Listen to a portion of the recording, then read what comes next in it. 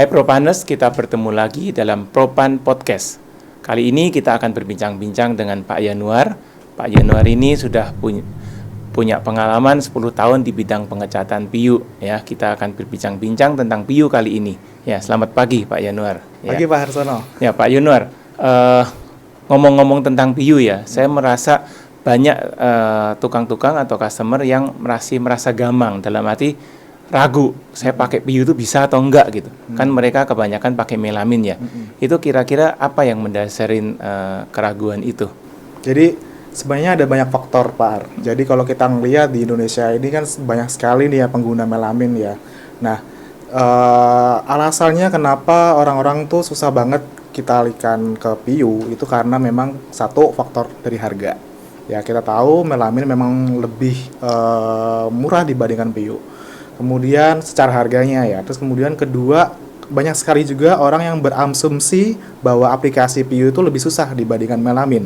Padahal sebenarnya kalau dari saya sendiri itu sebenarnya tidak susah-susah banget, karena kebanyakan orang-orang yang saya temui yang mereka itu ngomongnya PIU itu susah, padahal itu hanya lebih banyak ke arah aplikasi yang tidak tepat saja.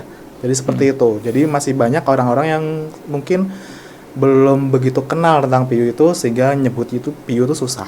Nah, Prof. Panes, kalau masalah harga tadi disebut memang dia lebih murah, tapi kan setiap produk itu ada marketnya sendiri. Harusnya itu tidak menjadi masalah, kan dia punya market yang pengen concern ke kualitas, misalnya ada yang ke concern lebih ke biaya.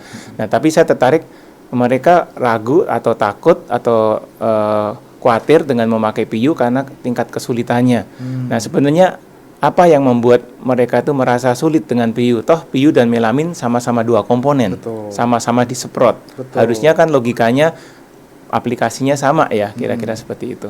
Nah, saya ambil dua hal. Ada dua hal yang mungkin membedakan dari sisi aplikasinya Pak ya. Tapi ya dari dua hal ini orang-orang tuh merasa PIU itu susah. Nah, yang pertama adalah dari pencampuran. Ya. Tadi Bapak bilang melamin dan PIU sama-sama dua komponen. Betul sekali. Itu dua komponen juga. PIU ada komponen A dan komponen B, melamin juga ada komponen A dan komponen B-nya. Tapi yang membedakan, orang-orang kalau yang sudah biasa aplikasi melamin, itu pencampuran B-nya itu bisa disetting, Pak.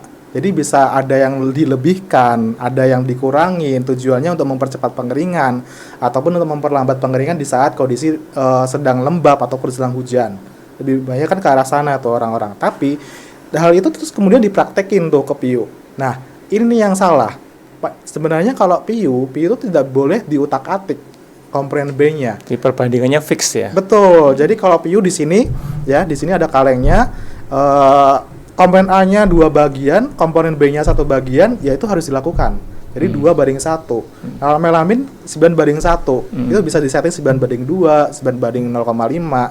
Kalau PIU ya 2:1, 2:1. Ya itu yang pertama.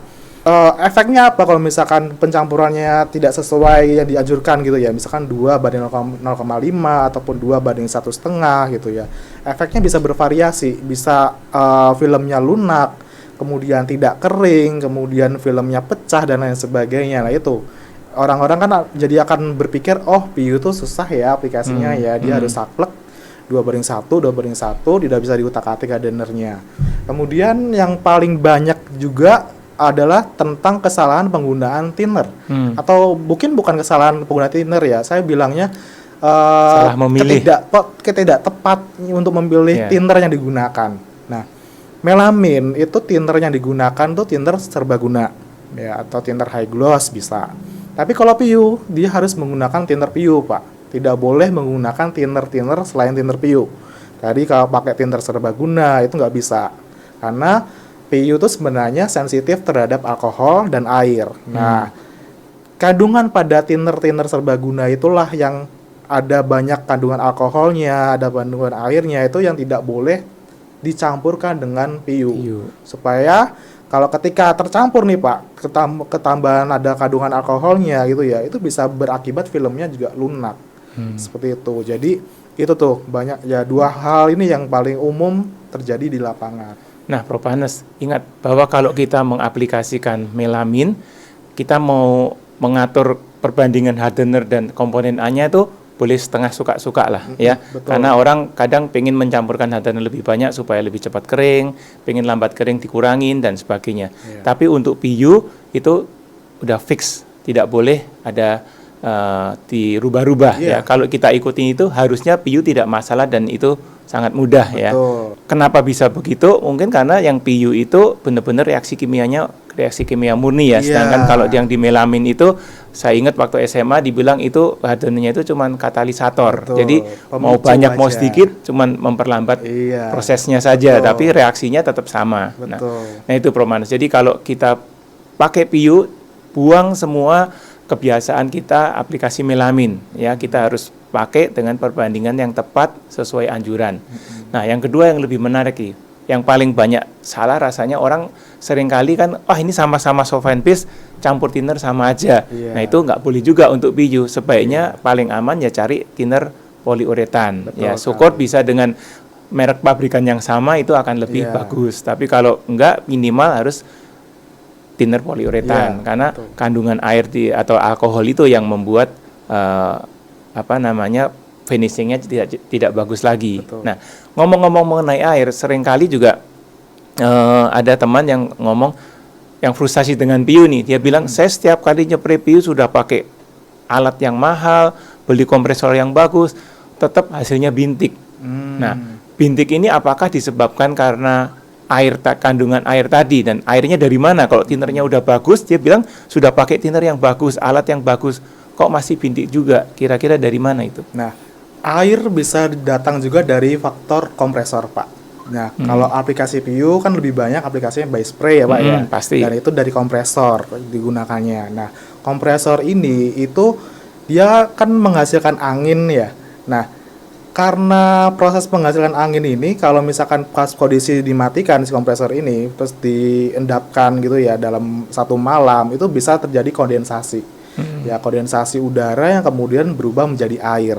Nah, air inilah yang kemudian akan bisa tercampur ke dalam campuran PU dan bisa berakibat filmnya tadi rusak. Kebawa dari kompresor ke selang, ke spray gunnya ya. Iya, jadi terbawa dari kompresor ke selangnya, lewat selangnya, kemudian masuk ke campuran catnya yang ada di spray gunnya. Nah, itu juga bisa seperti itu, Pak. Nah, pencegahannya bagaimana supaya tidak terjadi itu?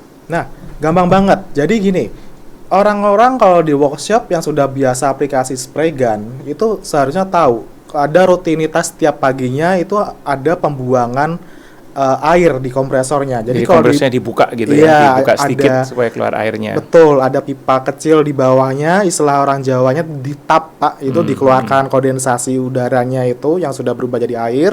Kemudian bisa juga dengan pemberian air filter. Disaring ya. Ya, ada saring berupa alat air filter namanya, itu bisa dipasang di kompresor ataupun bisa dipasang di spray gunnya. Jadi ketika ada kondensasi di selang yang dipakai, itu juga bisa disaring sebelum tercampur ke campuran cat PU-nya. Itu khususnya untuk yang selangnya panjang ya. Iya. Nah, mana lebih baik kita pasang salah satu di situ atau malah harus dua-duanya? Kalau ngomong lebih baik dua-duanya, lebih aman tepatnya, Pak ya. Nah, tapi kalau misalkan hanya satu, saya sarankan lebih baik dipasang di spray gunnya. Jadi sebelum spray gun itu ya. Betul, seperti itu. Nah, tadi kita bicara soal aplikasi. Orang bilang dulu aplikasi PU susah karena bayangannya kan PU untuk cat mobil ya.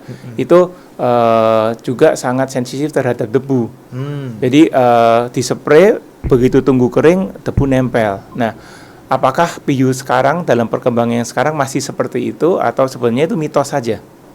Oh, itu sebenarnya hanya omongan orang aja sih, Pak. Kalau ngomong sekarang PU sudah nggak seperti itu. Sudah nggak lambat kering seperti zaman dulu ya. Iya. Contohnya isi PU RX ini. Isi PU RX ini dia keringnya cepat sekali. Dia bisa 15 menit sudah kering sentuh, Pak. Isi PU RX ini. Dekat seperti melamin ya. Melamin kan lebih orang aman tuh. Spray pinggir jalan kadang-kadang ya masih oke lah. Ada debu tapi masih standarnya masih dapat diterima gitu ya. Iya. Nah, bicara soal PU RX ini, kenapa sekarang ada istilah RX itu apa? RX ini singkatan.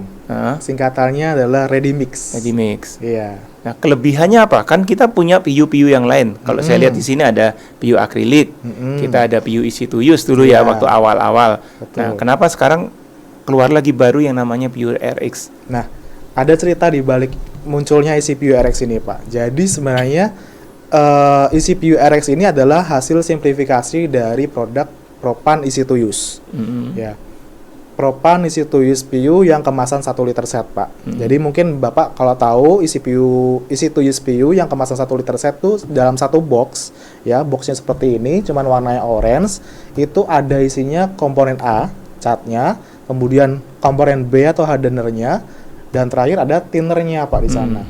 Nah, sekarang kita simplifikasi. Kita hilangkan boxnya, kita hilangkan thinnernya, sehingga dia ready mix seperti ini, hanya komponen A dan komponen B-nya. Jadi udah nggak dicampur thinner lagi ya? Betul sekali, Oke. tanpa ada thinner lagi. Jadi thinnernya seakan-akan sudah dicampur di komponen A dan komponen B-nya, Pak. Jadi tinggal aplikasinya A campur B, kemudian aduk dan spray. Jadi lebih ringkes aplikasi. Dan lebih isi lagi ya, karena tinggal dicampur aja, udah nggak Betul. usah ngitung-ngitung lagi perbandingan Betul. berapa tadi ya. Betul. Menjamin bahwa perbandingan komponen A dan B-nya itu juga tepat. Iya. Gitu. Sebenarnya kalau ngomong tadi komposisinya tepat atau enggak, kita sudah adjust di sini. Jadi di sini A-nya itu isinya 1 liter, Pak. B-nya 0,5 liter. Jadi pencampurannya tinggal jadi satu aja. Karena komposisi mixing rasionya itu 2:1. Jadi orang-orang nggak perlu berpikir ini gimana ya nyampurnya ya, susah apa enggak ya. Pokoknya gitu kan. tuang jadi Tuang satu. aja jadi satu. Jadi ketemu 1,5 aduk. Ya, berarti kali beli 1 kaleng 1 paket ini isinya 1,5 liter. Betul. Ya. Nah, kemudian kalau kita bandingkan dengan finishing yang tadi kan tukang bilang sudah biasa pakai melamin. Kalau dibandingkan di melamin, apa sih yang membuat PU itu dikatakan kualitasnya lebih tinggi? Baik. Kalau saya ambil contoh PU dibandingkan melamin, Ya, Pak, ya. yang paling Melamin banyak, pada ya. umumnya nih, karena memang melamin banyak sekali orang aplikasi di Indonesia. Yang pertama adalah dari bau pedasnya.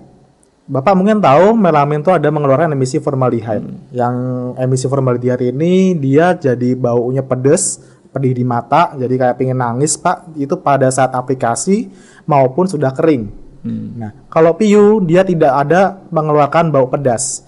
Jadi pada saat aplikasinya maupun sudah kering dia tidak ada bau pedas sama sekali. Itu yang pertama. Kemudian yang kedua dari kejernihan filmnya, Pak. Khususnya di finishing tingkat kilap doff.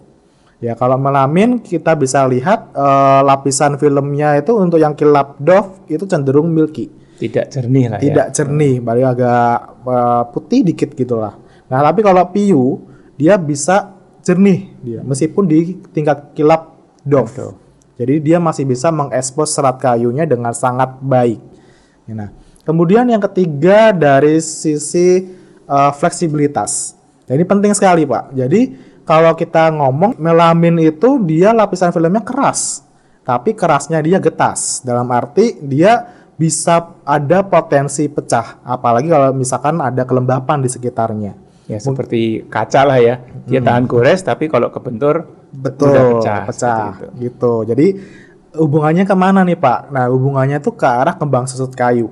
Ya, kayu itu kan ada kembang, mulai ada susut. susut gitu kan, mulai susut atau kita istilahnya hygroskopis. Nah, itu terjadi kalau ada kelembapan di sekitarnya. Nah, ketika kayu itu ada muai, ada susut, finishing melamin itu tidak cukup fleksibel untuk mengikuti si muai susut si kayunya itu. Jadi dia mungkin Bapak akan melihat sering banget terjadi pecah finishingnya, jadi crack seperti itu. Nah, berbeda dengan melamin, PU itu malah lebih fleksibel. Jadi dia bisa mengikuti muai susut kayu dengan sangat baik. Makanya PU itu bisa juga diaplikasi untuk eksterior seperti itu. Nah, kemudian yang keempat ada lagi kelebihan PU dibanding melamin adalah dari sisi ketahan benturan. Tahan benturannya itu lebih bagus dibandingkan melamin. Dalam arti begini, kalau kita ambil sampel tes, Pak, ya, kita tes bentur finishing melamin, itu dia akan meninggalkan bekas putih. gitu. Nah, tapi kalau PU dia tidak akan meninggalkan bekas putih, mungkin akan penyok atau dekok dalam bahasa Jawanya, tapi tidak akan berbekas putihnya Jadi gitu. berubah bentuk tapi ngikutin permukaan kayu, Yes, tetap nggak pecah betul, gitu ya. betul, tidak ada bekasnya seperti itu. Nah, itu tuh mungkin saya bilang 4 kelebihan utama ini yang Membuat PU dicari ya. betul Karena sekali. kualitasnya itu. Betul. Ya. Nah itu Propanes, kalau kita pilih melamin, pilihlah Impra karena Impra paling tidak menguning dan juga formaldehyde-nya paling rendah. Ya. Boleh dibilang low formaldehyde atau sangat rendah. Kalau pilih PU, pilihlah PU-nya Propan karena dijamin isocyanatnya di bawah standar yang diizinkan. Ya, jadi sangat-sangat aman. Betul sekali. Oke, Propanes, demikian bincang-bincang kita dengan Pak Yanuar. Sampai ketemu di Propan Podcast yang akan datang. Cari cat, cari Propan. Cari cat, cari Propan.